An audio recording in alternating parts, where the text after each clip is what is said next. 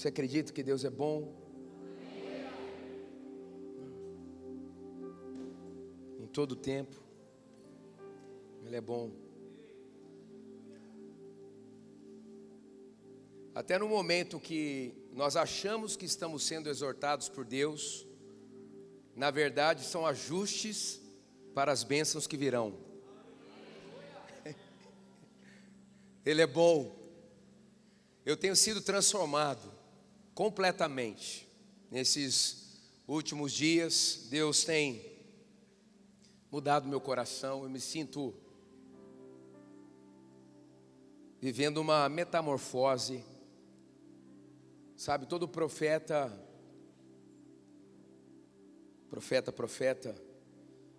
ele tende a ser duro. E às vezes a dureza não é a falta de amor, mas a indignação que você sente o coração de Deus quando Deus olha sua noiva. E às vezes, na nossa limitação e até no desespero, a gente, como profeta, às vezes traz uma conotação dura, uma palavra mais forte. Mas Deus tem me dito que a igreja é dele. Ele cuida da sua noiva. E tudo vai ficar bem. Porque Ele é um bom Pai. E porque se depender do céu você já conseguiu. Porque a cruz está vazia. O túmulo está vazio. Então, uma metáfora que eu tenho usado é que eu estou descendo como profeta do monte Sinai e estou subindo para o monte Sião. É muito louco o que está acontecendo. E eu estou feliz por isso. Feliz. Eu quero que as pessoas sejam curadas pelo meu abraço, pelo meu olhar. Então está sendo muito lindo passar por isso. Tive a oportunidade de ir com a pastora, com a Vivian e com os nossos pais espirituais, passar um tempo ali na Bethel também, Bethel Church, e lendo tudo que a gente já pôde ler. É uma transformação radical. Pastor, o que aconteceu aqui à tarde, hoje? Aquele ambiente descontraído. É o Espírito Santo, pastor. Um assunto tenso, mas as pessoas sorrindo, recebendo, interagindo. Nós somos o povo da nova aliança. Agora, os escritos divinos estão dentro de nós. E por isso, é uma glória maior do que aquela que Moisés viu e mostrou com o seu rosto. E uma hora, ele colocou um véu e, de alguma forma, tentando esticar o efeito da glória de Deus no seu semblante. E aí Paulo traz essa história lá para os cristãos de Corinto e explica: olha, a glória da nova aliança é muito maior, porque é uma glória que não se desvanece, porque as leis agora estão escritas dentro de nós, e porque nós temos o Espírito Santo de Deus, e porque aonde há o Espírito Santo de Deus, aí há liberdade. Aleluias. Então por isso nós cremos que nós vamos conseguir, nós vamos mudar, nós vamos crescer, nós vamos renunciar, nós vamos cumprir o nosso chamado, nós vamos cumprir o nosso destino divino, porque Deus é bom e a sua misericórdia dura para sempre. Aleluias, aleluias. Abra sua Bíblia em Lucas 15. Falar de paternidade aqui hoje. Aleluias.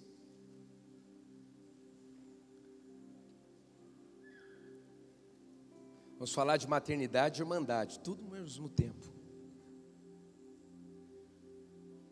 Essa história aqui, a parábola do filho perdido. A expressão pródigo que a gente usa é porque ele gastou dinheiro de forma descontrolada. Ele queimou recursos. Às vezes a gente não entende porque a gente fala pródigo. E essa história aqui, na verdade, como meu pai espiritual ensina, é a história de amor de Deus. É a história do bom pai. Então, primeiro vem aí, no início do capítulo, a parábola da ovelha perdida, que na lógica de Deus tem que parar o que estiver fazendo e ir buscar o que se perdeu. Depois da moeda perdida, a mulher desesperadamente se posicionou para procurar a moeda. E o texto diz, no verso 10, eu lhes digo que da mesma forma, a alegria na presença dos anjos de Deus, por um pecador que se arrepende, por um. Às vezes, a Vivi estava comentando comigo hoje, às vezes você faz um apelo numa mensagem, vem uma pessoa aqui, mas não veio só uma pessoa aqui, veio Araçatuba, mudou a história de uma linhagem para sempre. E a gente tem que uma igreja como essa, que cresceu bastante, não pode se acostumar com milagres. Valorizar vida por vida, como essa história aqui. E aí a história que eu me baseei no livro que eu escrevi, chamado Paternidade Bem Resolvida. É um livro que fala dessa história aqui, talvez de uma forma um pouco diferente, mas a essência é a mesma. Verso 11, Jesus continuou, um homem tinha 2 filhos, o mais novo disse a seu pai, pai, quero a minha parte da herança. Assim, ele repartiu sua propriedade entre eles. Não muito tempo depois, o filho mais novo reuniu tudo que tinha e foi para uma região distante, e lá desperdiçou seus bens, vivendo irresponsavelmente. Depois de ter gasto tudo, houve uma grande fome em toda aquela região, e ele começou a passar necessidade. Eu gosto de olhar esse texto e ver que Deus é tão amoroso, que Ele pode parar a economia de um país para alcançar uma pessoa. Você não é mais um, você é filho de Deus, você é filha de Deus. Você nasceu e foi registrado aqui no cartório da terra, mas também nasceu espiritualmente, foi registrado no cartório celestial. No céu você é chamado pelo nome. Por isso há anjos aqui que entraram neste ambiente nessa noite, só para tocarem em você. Eles têm um nome na mão, Vivian. E eles vieram com uma missão de abençoar este local, essa igreja, esse propósito, esta conferência profética, mas para tocar em você. Eu creio e eu sinto eles aqui dentro. No céu você é famoso.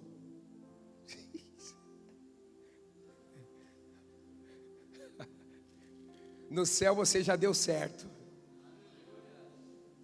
Jesus disse: eu vou e vou preparar um lugar para você. Vocês terão um lugar no céu. Eu profetizo que será ano de 2016, 2017 e 2018, o ano onde as pessoas dessa igreja vão adquirir as casas próprias.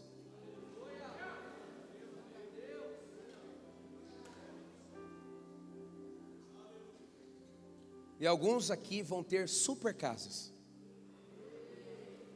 porque mentores, pastores precisam ter super casas para receber super filhos. Eu já sei onde eu vou morar no futuro próximo. Eu acabei de entrar no meu primeiro imóvel. Eu pisei nele e Deus falou: não é aqui. Porque você é pai. Pai precisa ter casa ampla.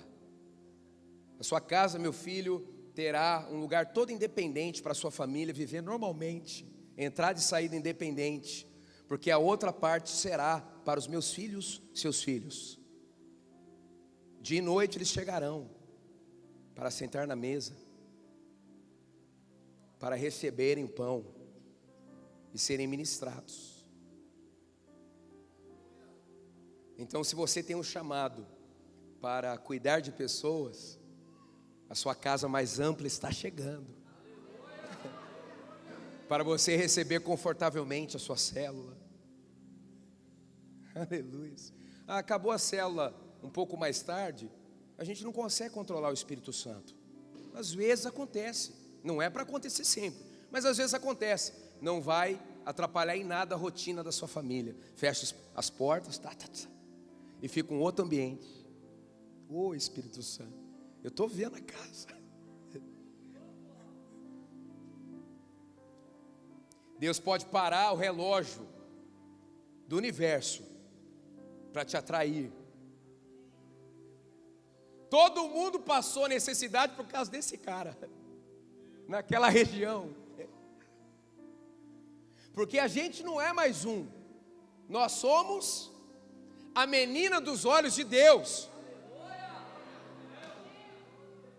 É por isso que Jesus te tirou das trevas para a maravilhosa luz.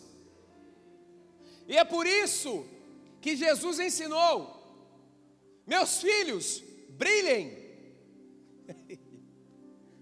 para que as pessoas vejam as suas boas obras e glorifiquem o Pai Celestial. Você foi feito para brilhar.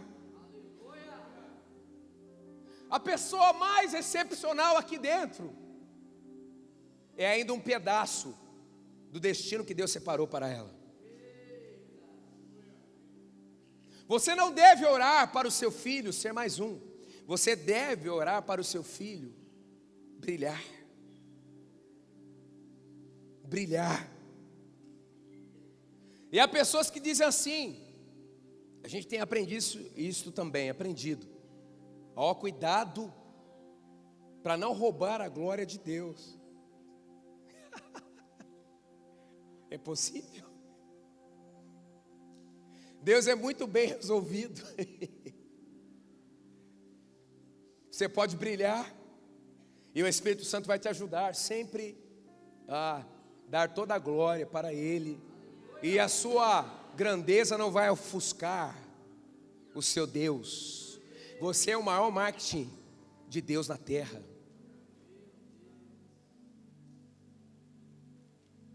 Ei, o meu sonho é ir para a Disney. Muito pouco. Seu sonho é levar fogo espiritual para as nações.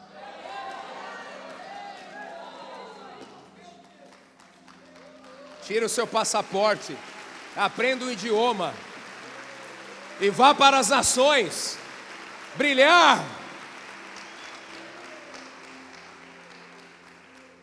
Brilhe no seu emprego, brilhe na sua família, brilhe na faculdade. Ei, Espírito Santo, para de sentar no último lugar lá na sua classe, na aula, no MBA, onde você estiver. Você tem que chegar para governar. Você senta sempre na frente do professor, porque você é realeza. O mundo precisa de você.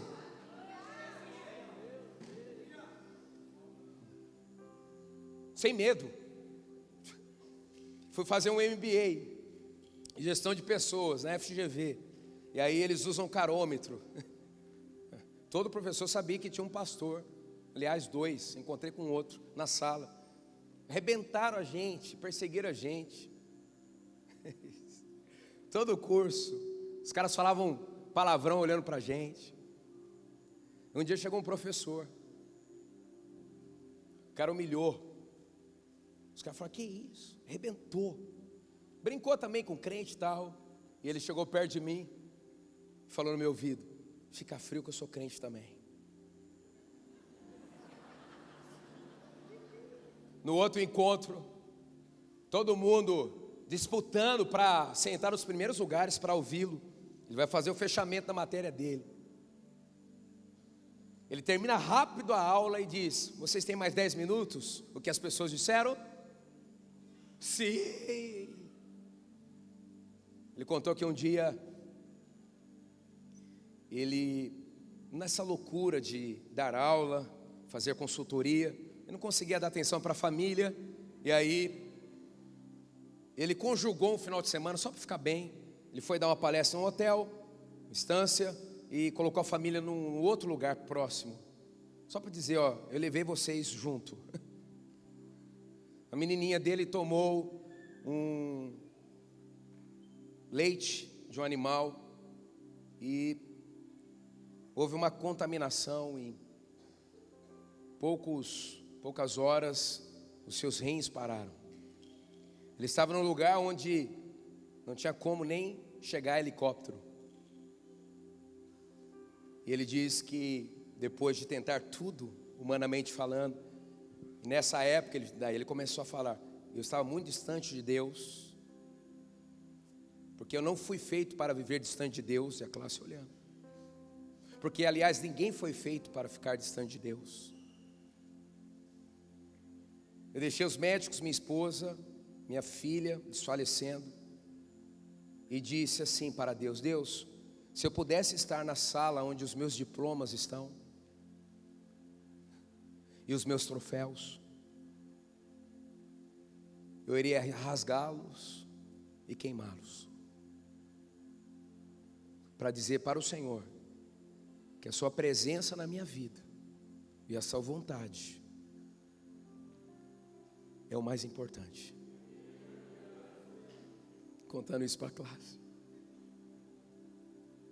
Eu entrego novamente minha vida para o Senhor, minha inteligência, minha influência, minha afluência, inclusive a minha filhinha.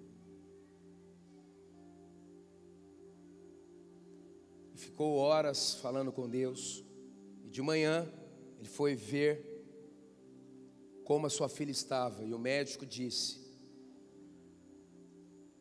certo momento da madrugada, sua filha começou a cantar uns cânticos, eu acho que é de igreja, a menina nem frequentava igreja, mas umas coisas que falavam de Deus, e todos os testes foram melhorando, a partir daquele momento. Cara, incrível, por incrível que pareça, daqui um dia, 2 dias, 3 dias ela sai. E ele só faltou fazer apelo na classe.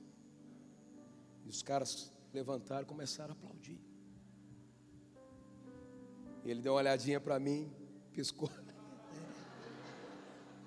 Falei, Deus é maravilhoso, o cara foi um anjo ali. Ninguém mais nos perseguiu até o final do curso. E eu lembro que eu fui fazer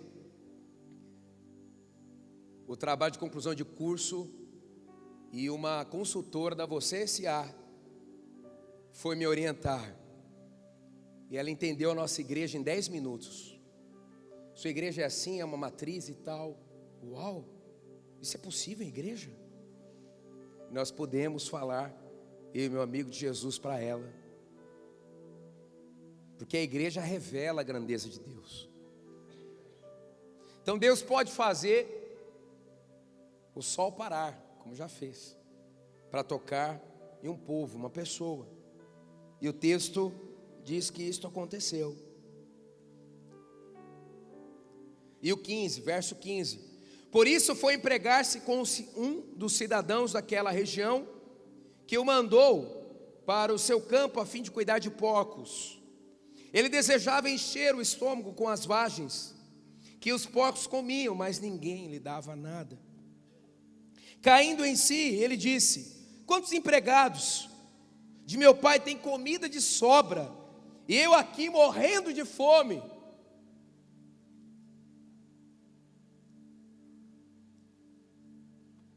Ele diz assim: eu me porei a caminho e voltarei para o meu pai, e lhe direi: pai, diga assim, pai, mais forte por gentileza, pequei contra o céu e contra ti, não sou mais digno de ser chamado teu filho, trata-me como um dos teus empregados. A seguir levantou-se e foi para o seu pai. Estando ainda longe, seu pai o viu e, cheio de compaixão, correu para o seu filho e o abraçou e o beijou. Nosso Deus é um Deus afetivo, que abraça e beija. Aleluias. E o filho lhe disse: pai, pequei contra o céu e contra ti, não sou mais digno de ser chamado teu filho. Mas o pai interrompeu o discurso dele. Disse a seus servos: depressa, tragam a melhor roupa e vistam nele. Santidade. Coloquem um anel em seu dedo. Herança, autoridade, direito, filiação. E calçados em seus pés, liberdade, porque um escravo andava descalço. Um filho é livre. Um filho não é escravo. Por isso que o pecado não combina com o filho de Deus, porque todo filho de Deus é livre.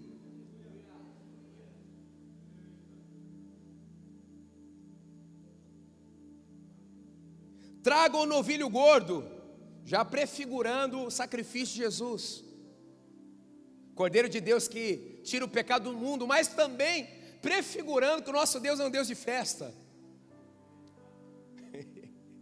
Nós vamos sair daqui hoje à noite em festa, porque quando o Pai se manifesta, festa. Ele fez um churrasco. Vocês aqui em Araçatuba sabem o que é churrasco.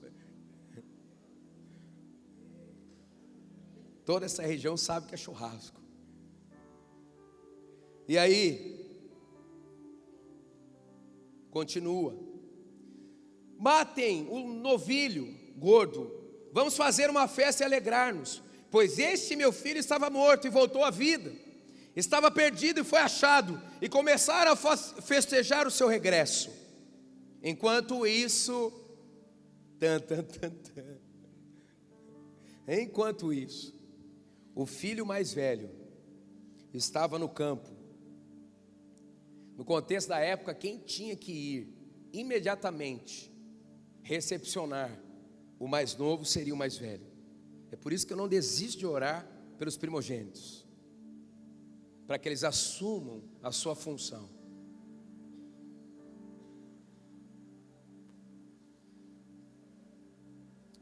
Enquanto isso, o filho mais velho estava no campo. Quando se aproximou da casa, ouviu música e dança. Então chamou um dos seus servos e perguntou-lhe o que estava acontecendo. Este lhe respondeu: seu irmão voltou, e seu pai matou o novilho gordo, porque o recebeu de volta são e salvo. E o filho mais velho pulou de alegria. E o filho mais velho entrou na festa e chapou de alegria. E o filho mais velho celebrou o regresso do seu irmão. E o filho mais velho disse: é isso mesmo, pai, vamos recebê-lo. Não. O filho mais velho é o coração da religiosidade. É aquele que não consegue celebrar a prosperidade do outro, porque vive na escassez. a prosperidade do outro o ofende. O filho mais velho não consegue desfrutar da mesa e consegue olhar para as pessoas só do ponto de vista da balança.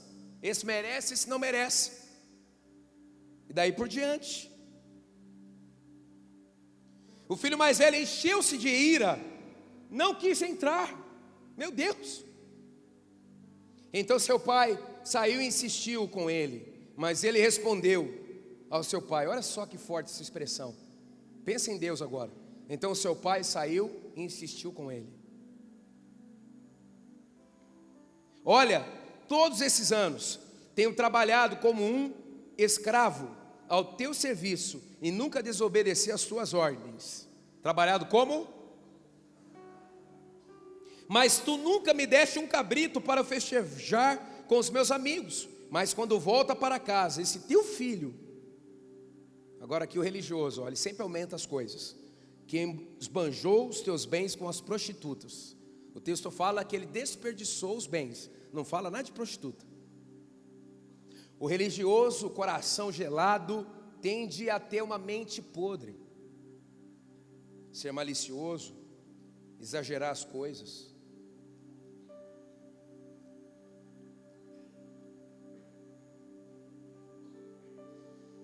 Mas quando volta para casa este teu filho, que esbanjou os teus bens com as prostitutas, matas o novilho gordo para ele. Disse o pai: meu filho,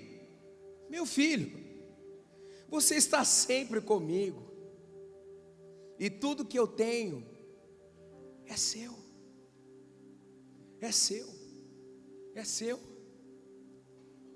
Mas nós tínhamos que celebrar a volta deste seu irmão e alegrar-nos, porque ele estava morto e voltou à vida, estava perdido e foi achado. Viver longe do Pai é quando alguém se distancia de Deus e a orfandade entra dentro dele, e acontece isso, a morte. A morte é o status de estar longe da influência do Pai. Quero trazer para o seu coração a dimensão que eu acho tão importante nesse assunto paternidade. É perceber que, inevitavelmente, nós transferimos para Deus a imagem que nós temos dos nossos pais. Inevitavelmente. Aliás, os nossos pais são pessoas que deveriam nos apresentar Deus como Pai. Os nossos pais deveriam ser mestres na arte da intimidade, para que através daquela intimidade estabelecida, um tipo de um Éden, isso fosse por nós recebido e transferido naturalmente para o relacionamento com Deus. Mas desde muito cedo há uma conspiração do inferno, há também as escolhas erradas que fazem com que um lar não seja capaz de transferir intimidade, vida. E então o nosso coração passa a ser um coração ferido. E talvez nós vamos desenvolver, em algum momento na nossa história, um tipo de orfandade, ou do filho rebelde, ou do filho politicamente correto, que nunca saiu de casa, mas era órfão também. Órfão também. O Espírito Santo, ele é o Espírito da adoção, e ele está aqui nesta noite para retirar qualquer resquício de orfandade no seu coração. Eu olho para esse texto, e depois que eu fui passando por um processo de cura nessa área de paternidade, eu fiz a pergunta: e se o filho tivesse razão? E se ele não aguentasse mais viver naquele contexto? E se ele tivesse sido machucado, até pelo irmão, coisas minhas, mas que fazem sentido. Quero propor para você uma forma de se relacionar e resolver o seu conflito com os seus pais, mesmo que eles tenham morrido, se há ainda o conflito no seu coração, porque você continua a sua história. Em primeiro, para que isso aconteça, como resolver o meu relacionamento com os meus pais? Em primeiro lugar, reconheça os reais motivos da desconexão com seus pais. Por que aconteceu a desconexão? Um tempo aquele moço reuniu tudo que tinha e decidiu se deslocar.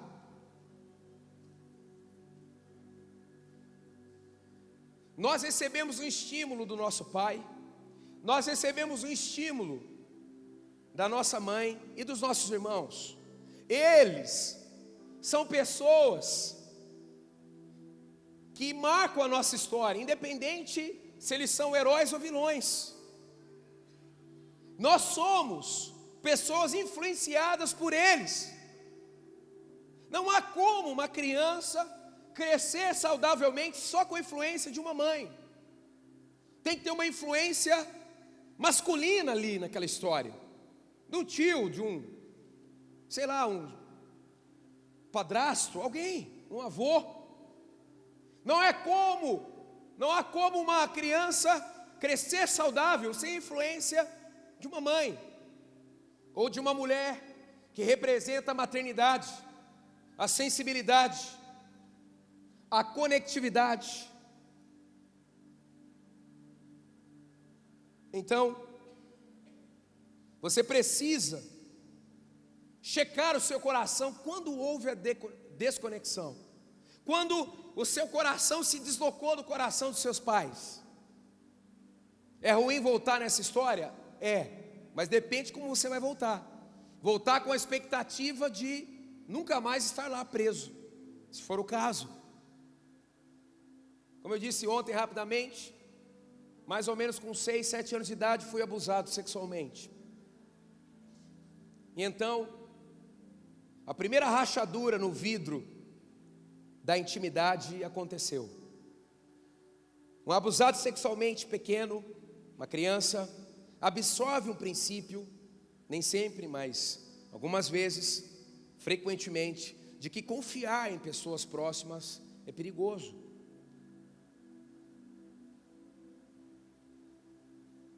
E depois de alguns anos, a minha mãe, ela foi diagnosticada com câncer em um dos seus seios.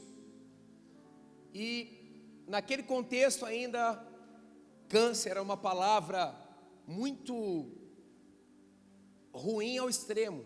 Hoje também é. Mas porque as pessoas naquele tempo não sabiam lidar quase com essa doença. Então eles pintaram um quadro onde ficou claro para nós, filhos, que possivelmente a nossa mãe iria a óbito. E a minha mãe passou por um processo de radioterapia, queimaram ela, depois que ela retirou um dos seios. E ela ficou um tempo considerável longe dos filhos, nós. E a gente não conseguia nem chegar para abraçar, para ficar perto. E emocionalmente, dentro de mim, eu perdi minha mãe, mesmo que ela não tivesse morrido. E aí outra rachadura nesse vidro chamado intimidade. Mais para frente, na adolescência, minha família sempre foi da igreja onde nós somos. Eu nasci ali, fui apresentado como bebê nessa igreja onde nós estamos até hoje. E a nossa família já vinha com várias conturbações. E um dia, meu pai decidiu sair de casa, decidiu ir embora, num contexto muito difícil, terrível, os motivos pelos quais ele decidiu ir embora.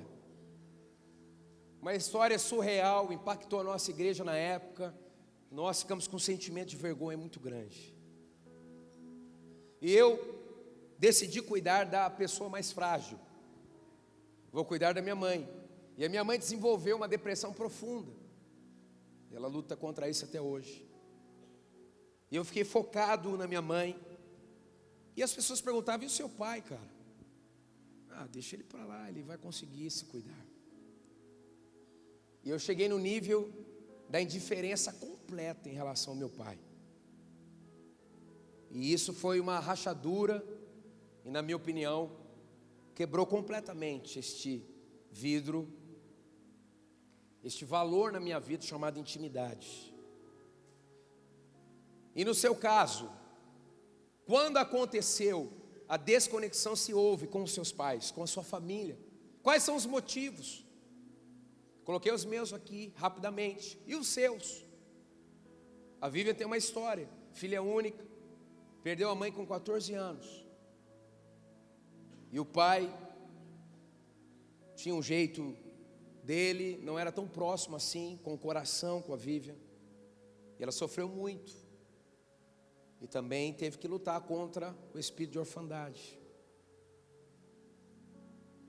Então você precisa, em primeiro lugar,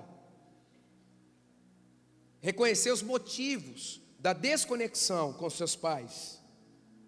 Em segundo, reaja contra as disfunções emocionais adquiridas. Reaja contra as disfunções emocionais adquiridas. Do que me refiro? O seu distanciamento, o seu coração, dos seus pais, começou a atrair para a sua vida muitos malefícios.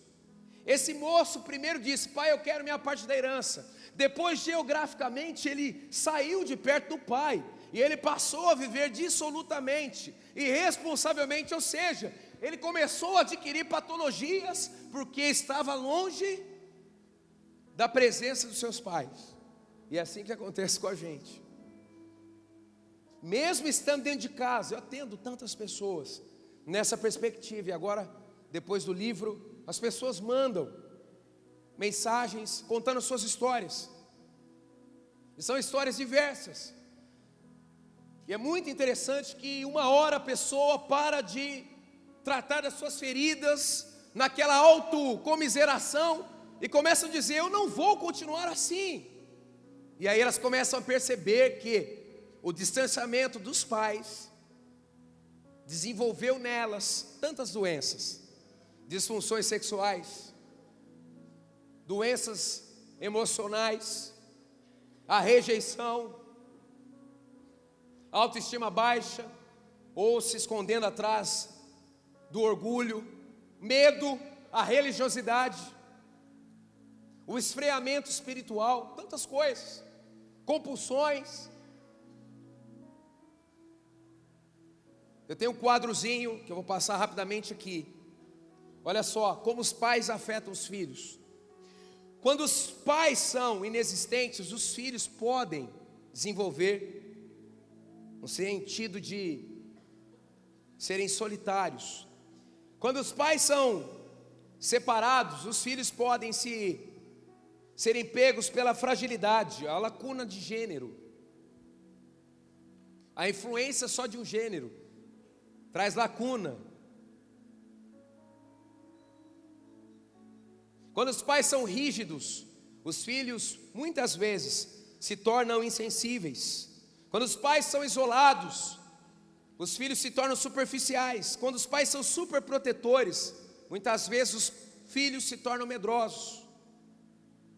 Quando os pais são frios, insensíveis, os filhos muitas vezes se tornam carentes. E aí abrem espaço para as distorções sexuais. Quando os pais são liberais, os filhos se tornam inconsequentes. Consumistas, os filhos se tornam materialistas. Quando os pais são desleais, os filhos muitas vezes se tornam rebeldes. Quando os pais são disfuncionais, os filhos se tornam codependentes, que aconteceu na história com a minha mãe. Eu passei a ser codependente da doença emocional dela. Ela começou a me monitorar com a doença dela. Sofri muitos anos com isso. Mas, como nós falamos ontem, uma pessoa poderosa é uma pessoa responsável pela sua história. Então, você precisa decidir, como um dia eu decidi também, e a história de muitos aqui, não continuar essa história e voltar para casa em todos os sentidos.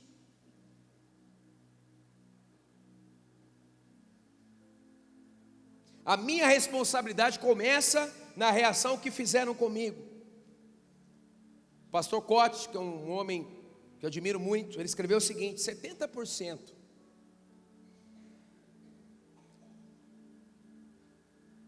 o conteúdo bíblico traz para nós que é responsabilidade nossa o desfecho da nossa história. Quando Deus orienta as coisas, sempre tem a nossa história ali. O Bill Johnson escreveu o seguinte: não posso me permitir viver em relação à escuridão, em reação à escuridão. Se eu fizer isso, a escuridão terá um papel em estabelecer o plano para a minha vida. Olha só, repetir: não posso me permitir viver em reação à escuridão, simplesmente. Se eu fizer isso, a escuridão terá um papel em estabelecer o plano para a minha vida. Eu não posso continuar debaixo da influência do caos, do que eu sofri, do que fizeram comigo. Eu não posso continuar nessa loucura da vitimação. Terceiro, decida acertar suas pendências para resolver os conflitos com os pais, sempre entendendo que quanto mais eu estiver resolvido com os pais, melhor será o meu relacionamento com Deus. Caindo em si, ele disse: eu vou voltar para casa. É o arrependimento, é dizer assim: eu não quero continuar mais presa, é não permitir que o ressentimento aflore no seu coração. Talvez há pessoas aqui nessa noite que, se fossem admitir, diriam: eu tenho muito rancor em relação ao meu pai, em relação à minha mãe, em relação aos meus irmãos. Eu tenho uma dificuldade, eu os trato com indiferença. Há filhos que casam e eles punem os pais quando os filhos chegam, os netos. Há uma blindagem, isso aí a gente vê toda hora. Uma blindagem, e os pais dizem: puxa vida, a gente não consegue ver os nossos netos. Mas há aquele ressentimento. E quando um pai nunca foi capaz de lhe abraçar e carrega o seu filho de cavalinho, difícil também. Difícil também. Você fica feliz, você fica, mas vem lá no coração: meu Deus, papai nunca disse, olhando os meus olhos, eu te amo.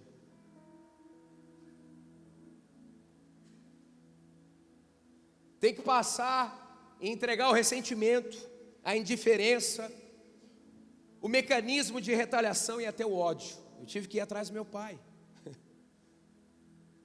E até hoje minha relação com meu pai é só por Jesus Cristo de Nazaré mesmo. Mas eu estou livre.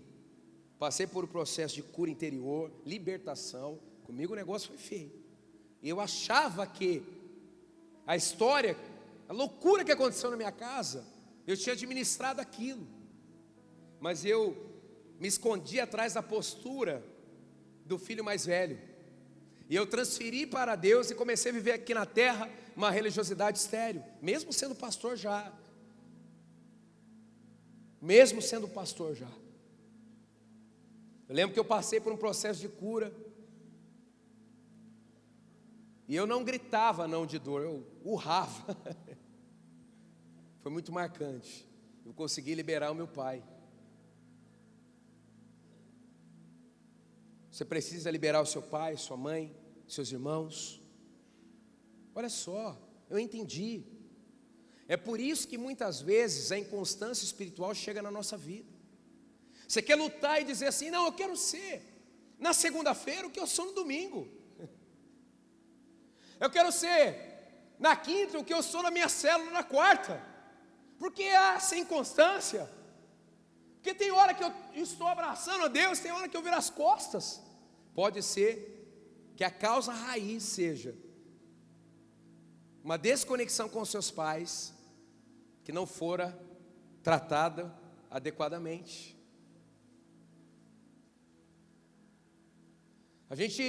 Eu coloco no livro só um testemunho depois do meu, um testemunho que diz: esse aqui não vai superar esse aqui. Depois eu ouvi histórias que superaram, mas eu coloquei só um testemunho da Vanessa. A Vanessa, hoje, ela é casada com um dos nossos pastores, e a Vanessa, na sua adolescência, viu o pai matando a mãe caindo no colo dela, no Mato Grosso. E essa menina saiu de casa com 16 anos, 15 anos, para nunca mais voltar. E foi morando de lugar em lugar, de cidade em cidade. E nas ministrações nossas de paternidade, nasceu um resgate no coração dela. E ela foi procurar este homem. E ela pôde abraçar esse homem e dizer: você é meu pai, eu te amo. Eventualmente o pai liga para ela, ela fica tão feliz. Às vezes ela comenta com a gente. Essa menina foi curada de uma forma assim incrível. Ela tinha epilepsia. Meu Deus. Vanessa chegou na igreja totalmente arrebentada. Hoje ela é uma pregadora da palavra de Deus. Ela vai para cima. É uma das mulheres da igreja que eu chamo de filha, filha mesmo. Filha mesmo. Porque essa ministração que Deus me deu, ministrou e resgatou a Vanessa, que hoje é mãe de Rebeca. Já é mamãe e está feliz.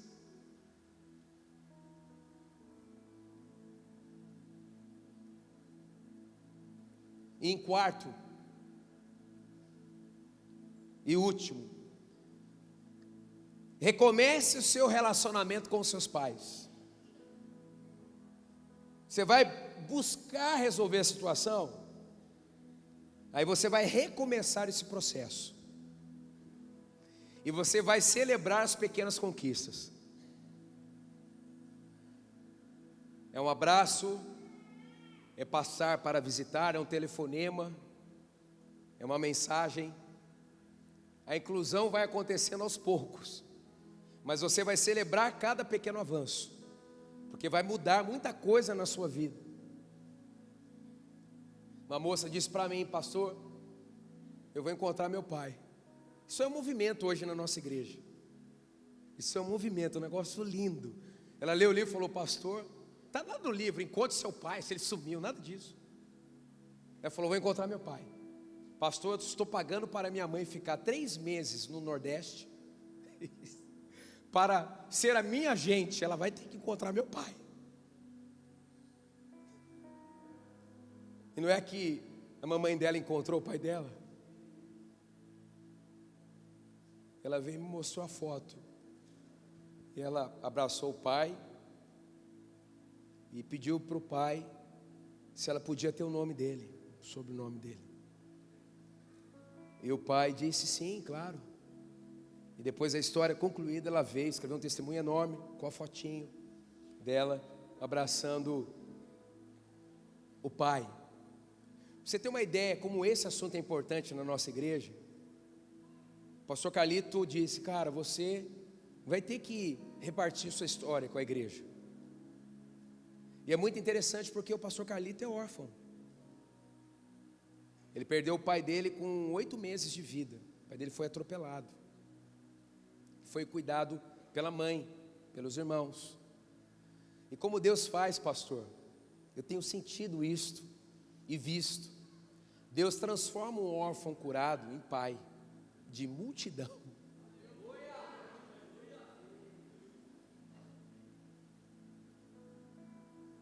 Paternidade bem resolvida é um movimento na nossa igreja, faz parte do nosso discipulado.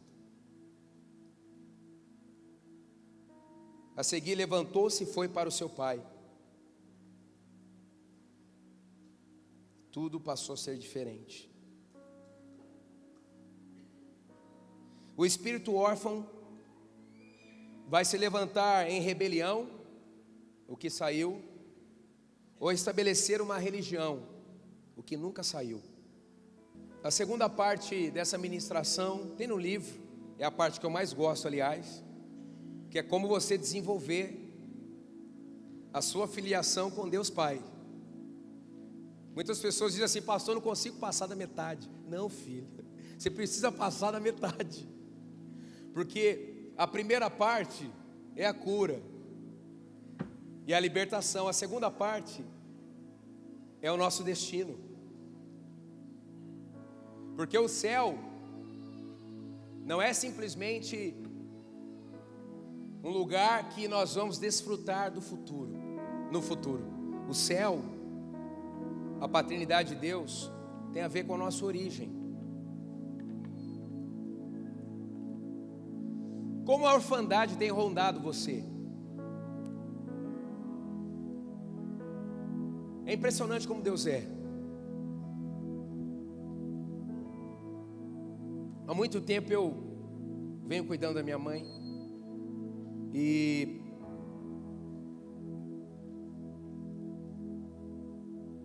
ela chegou numa situação muito difícil, que de vez em quando ela se descontrola muito. Isso foi me desgastando durante todos esses anos. E olha só, eu estava no aeroporto para ir para a Califórnia, na Bethel. Toco o telefone, e o pessoal: sua mãe, cara, não tem condições. E eu estava na frente dos meus pais espirituais, não tinha o que fazer, pedi ajuda para uns amigos, e eu fui.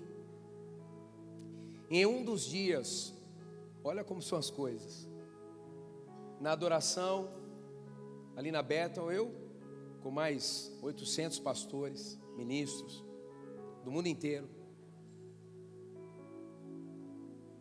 A pastora Leila disse para Vivian: pode ficar do outro lado que eu quero ficar perto do Fabiano.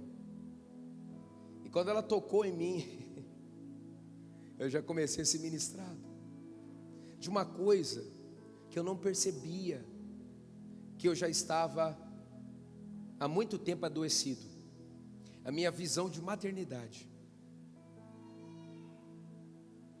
E aí ela ministrando aqui, o Espírito Santo falando aqui: ei, Fabiano, preste atenção, agora as coisas vão começar a acontecer na sua vida, em um outro nível.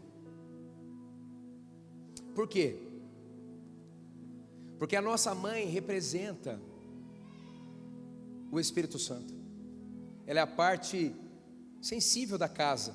O nosso pai, é muito fácil relacioná-lo a Deus.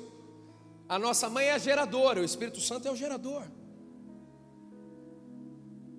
Então não há só uma militância infernal para desconstruir o seu relacionamento com o seu pai, para afetar o coração de Deus Pai, ou afetar o seu coração em relação a Deus Pai, mas também há uma ação das trevas para que você não se conecte à sua mãe, porque o Espírito Santo de Deus é a parte sensível de Deus, que representa isso em nós.